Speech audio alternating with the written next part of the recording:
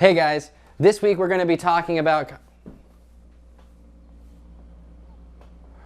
a slew of DC news, the new Marvel Zombies series, and Man-Thing by R.L. Stine. This week and more on the Weekly Comic News Show.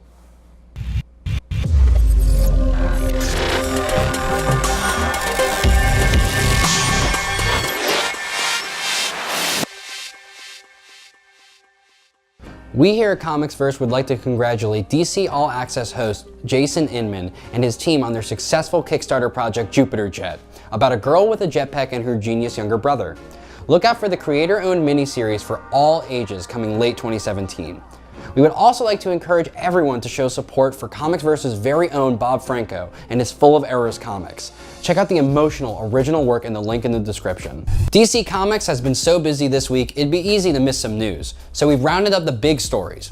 First comes a bold new idea: advertising comics in movie theaters. DC will be rolling out ads for Rebirth in theaters nationwide. Next is more crossover news. DC and Looney Tunes. All they've given us to go on is a few intriguing images. In May, we have two villains returning to their origins, Bane and Deathstroke. Bane's creators reunite him with his old henchmen and send him out of Gotham to find new enemies to break. Deathstroke, originally a villain in Marv Wolfman's new Teen Titans, will be resuming the role in a crossover with Titans and Teen Titans in a storyline called The Lazarus Contract, a reference to Wolfman's The Judas Contract. Finally, writer and artist Francis Manapul has announced that he'll be leaving his series Trinity earlier than expected. We'll keep you updated on all these stories, but for now, that's all folks, like from the Looney Tunes. Everyone's favorite Looney Tunes. Oh yeah. Right.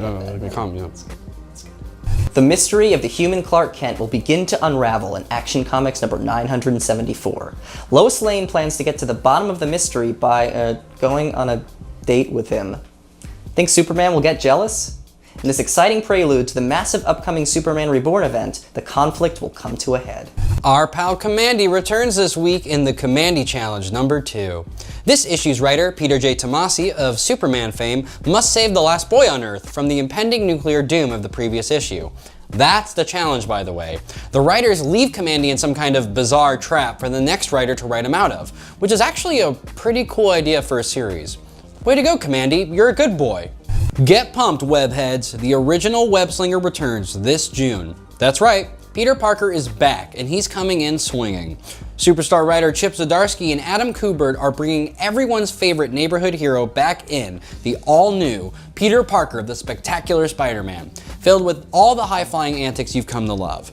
But wait, there's more! If you can't wait until June, a 10-page story is coming this free comic book day on May 6th. Reader beware, you're in for a scare, because it's Goosebumps time, baby. That's right, R.L. Stine makes his comics writing debut on March 8th with the release of Man-Thing number 1, Marvel's classic monster with the worst name I've ever heard.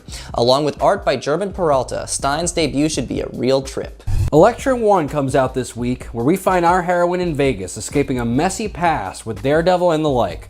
It's exciting to see Elektra get her own comic again, and Elektra number 1 shows us why, as the ninja assassin's pesky moral compass pushes her into taking down a corrupt casino owner. The action in this comic is excellent, and we're excited to see the story unfold as we explore the series' pulpy fun. Rocket Raccoon returns this week with an entertaining third issue that includes a brawl between the crude, rude rodent and Kraven the Hunter. Rocket's rant to leave this Flarkin planet leads him to be captured by the skilled hunter, who's taking out unwanted aliens from the streets of New York. With humorous writing and art that's reminiscent of Saturday morning cartoons, Rocket Raccoon is sure to flip the tables on the hunter. The Japan-exclusive manga, Avengers: Zombies Assemble, is on its way to the States as an English adaptation by Thunderbolts and Glitter Bomb writer Jim Zub. It's the Avengers cinematic universe against the zombie apocalypse. Sounds like the Chitauri invasion from the Avengers movie, but with zombies. And hopefully, without an explosion that kills all the baddies, which conveniently ties up all the loose ends, like in the first movie. Image has blessed us with a few new titles today. First on the list is brought to you by Greg Rucka and Leandro Fernandez. The Old Guard is about soldiers trapped in immortality in the 21st century. God, they should have stayed in the 20th. Last year's hit indie comic anthology by Corey Lewis, Sun Bakery, is back on shelves this week. The comic features 3 stories completely unrelated to the original comic and serves up postmodern vibes about society, art, and skateboarding. All trained up and ready to go, the women of Lady Castle think they're ready to take up arms and fight, and not a moment too soon either, as the next wave of the curse hits the kingdom and werewolves descend upon the castle. Things are about to get crazy in Lady Castle, so stay tuned. Also, a quick congratulations to Vertigo's Astro City for reaching its 100th issue. Great job, guys. We return again to our new feature, Staff Picks, where our team reads our review copies and picks what we think was the must-reads of the week. For DC, we're going with The Flash number 17 for its thoughtful depiction of the Rogues, and Batman Beyond number 5 for its twist ending. For Marvel, Rocket Raccoon number 3 for its great humor and its entertaining chase scene. Thanks for watching, and if you like what you saw here, like and subscribe to the channel. Check out comicsfirst.com to find podcasts, reviews, interviews, and videos on everything, from comics to movies to television to politics. Check out our socials as well, our Twitter, Facebook, and our Instagram. With the recent news that Karen Berger, founder of Vertigo Comics, is launching her own creator-owned titles, the question is, what are your thoughts on creator-owned comics from Image or Dark Horse? How are they challenging the medium? Let us know in the comments. And if you guys have your own comics that you want people to check out, feel free to contact us through our email or social media so we can feature your work on our show.